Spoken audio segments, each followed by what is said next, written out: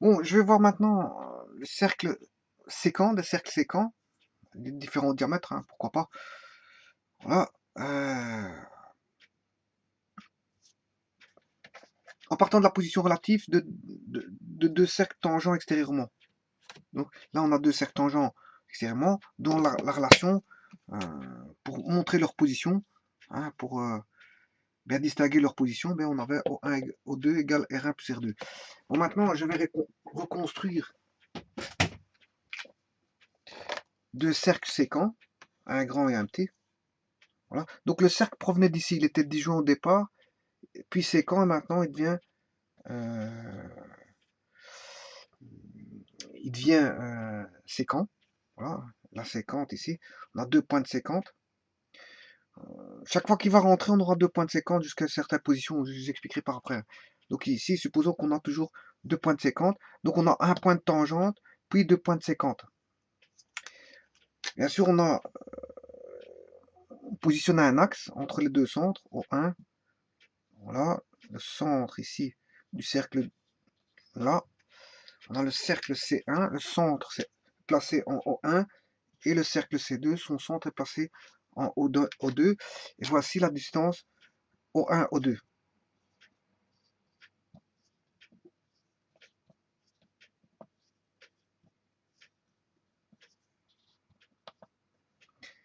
Alors, on avait vu que quand ils sont séquents, quand ils sont tangents, qu'on n'a qu'un seul point de tangence, enfin un seul point de contact, eh bien on a O1, O2 égale à R1 plus R2. Ici, c'est tout bête, c'est tout bête, non, mais c'est tout simple. Ici, on a le rayon R1 qui va de là à là, mais il est aussi ici. Voilà, R1. R2, il va de là à là, mais il est ici aussi.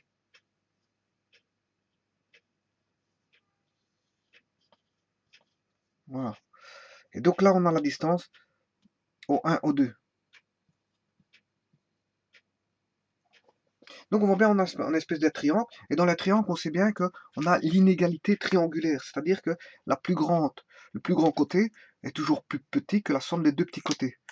Donc le plus grand côté ici, c'est O1, O2, O1, O2, mais il sera toujours plus petit que la somme R1 plus R2. C'est d'après les inégalités triangulaires, puisqu'on a un triangle. Ici, O1, O2, l'intersection ici, je peux l'appeler A. Voilà, O1A, O2 forment un triangle. Donc on a bien l'inégalité triangulaire O1, O2 plus petit que la somme R1 plus R2. Voilà. Bon, mais ça ne suffit pas. Bon, ceci, j'aurais pu l'entrevoir autrement, hein. Puisqu'en fait, si j'entrevois par rapport à R2 qui est ici, et R1 qui est ici, voilà, R1, ben, vous voyez qu'il y a un écart ici. Il y a un écart euh, qui est la distance du bout du cercle ici au bout du cercle là. C'est la distance aussi au bout de cercle. Voilà. Donc, je pourrais dire que O1, O2 est égal à R1, R2, O1, O2 est égal à R2,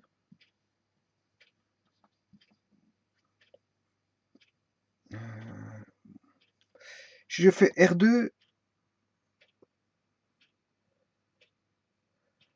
moins R1, prise en valeur absolue.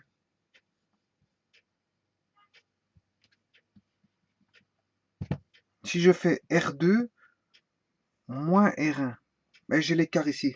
R2 moins R1 va donner l'écart de distance bout de cercle. Voilà.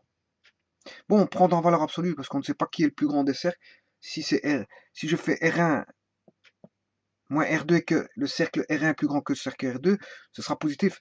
Mais si je fais R1 moins R2 avec le cercle C1 plus petit que le cercle C2, j'aurai du négatif. Pour éviter bon, des valeurs négatives, je prends les valeurs absolues. Donc, si je fais R2 moins R1, j'ai la distance bout de cercle. Voilà. Et on voit bien que O1, O2, comme il y a une séquence, ben, O1, O2 est toujours plus grand que O1, O2 est toujours plus grand que, strictement plus grand que la distance bout de cercle, le bout des cercles, distance des bouts des cercles. Donc, O1, O2 ici, et ce sera toujours plus grand que l'écart ici. Tant qu'il y aura une intersection, O1, O2 sera plus grand que cette intersection.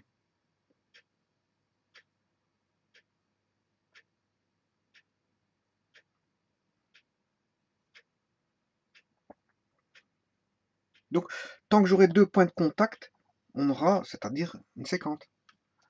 Tant qu'on aura deux points de contact AB, on aura une séquente. On aura deux cercles séquents. Et par deux cercles séquents, bien sûr, je peux faire passer une droite perpendiculaire à l'axe O1, O2, passant par A et B.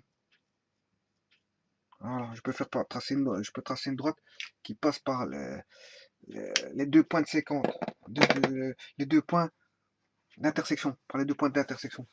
Donc cette droite-ci, je peux la faire passer, voilà, elle va passer par A, et elle va passer par B. Voilà, ça c'est la droite AB. Ceci c'est la droite AB, ou la droite D.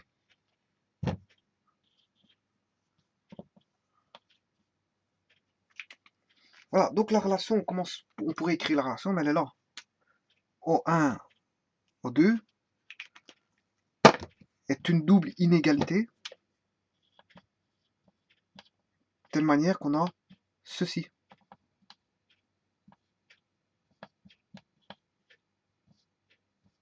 Donc, O1, O2 est strictement plus petit que la somme.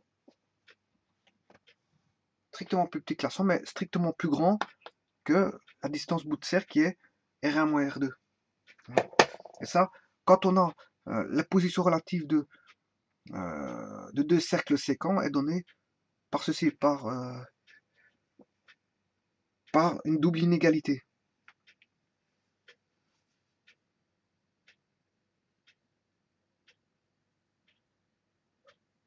Qu'il soit séquent à gauche ou à droite, peu importe. Hein. Quand j'avais vu disjoint, qu'il soit disjoint extérieurement à droite ou à gauche, s'il vient être par là, qu'il est disjoint là ou qu'il est disjoint ici, et puis qu'il est tangent à droite extérieurement ou à gauche extérieurement, ou séquent à droite extérieurement, ou séquent à gauche extérieurement, ça ne change rien. C'est toujours, je veux dire, c'est toujours la même chose. Soit il est séquent, tangent ou disjoint. Voilà. Voilà. Quand il est extérieur, il peut être soit disjoint, tangent et séquent. Enfin, non, séquent, non, justement. Séquent, non, il peut être soit disjoint extérieurement, quand je suis à l'extérieur. Hein. Enfin, quand le cercle est à l'extérieur, je parle cercle extérieur parce qu'après je verrai les cercles à l'intérieur d'un cercle. Voilà. Quelles sont les positions d'un cercle à l'intérieur d'un cercle. Moi, je suis en train de voir ici les positions relatives d'un cercle à l'extérieur d'un cercle. S'il est à l'extérieur, on peut avoir, ils peuvent être disjoints extérieurement à droite et à gauche. Il peut être tangent à droite et à gauche. Voilà.